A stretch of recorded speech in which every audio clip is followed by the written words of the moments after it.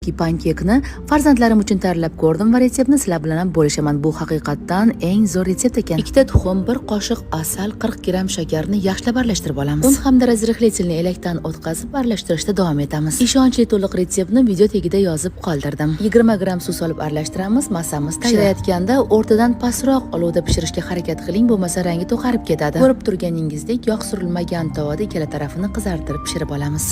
Ideal ko'rinishdan retsept qanaqaligini bilib olsanglar bo'ladi. Bizga shokolad pastasi yoki har qanaqa jem kerak bo'ladi. O'rtasiga siqib chiqarib, chetlarini ko'rsatilgandek qilib yopishtirib olamiz. Xohlasanglar yaponcha duraki, blinchik yoki pankek desanglar bo'ladi. Mazali retsept tayyor. Retsept yoqqan bo'lsa nodirangizni duo qilib, farzandlarga tayyorlab berib, like bosib yaqinlarga yuborishni unutmang.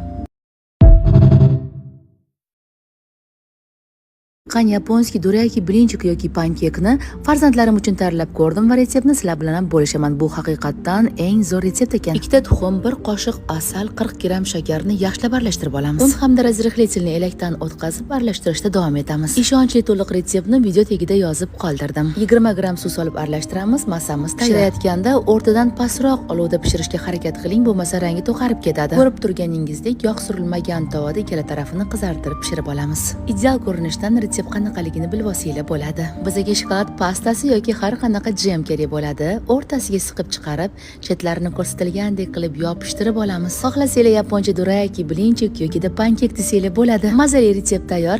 Retsept yoqqan bo'lsa nodirangizni duo qilib, farzandlarga tayyorlab berib, like bosib yaqinlarga yuborishni unutmang.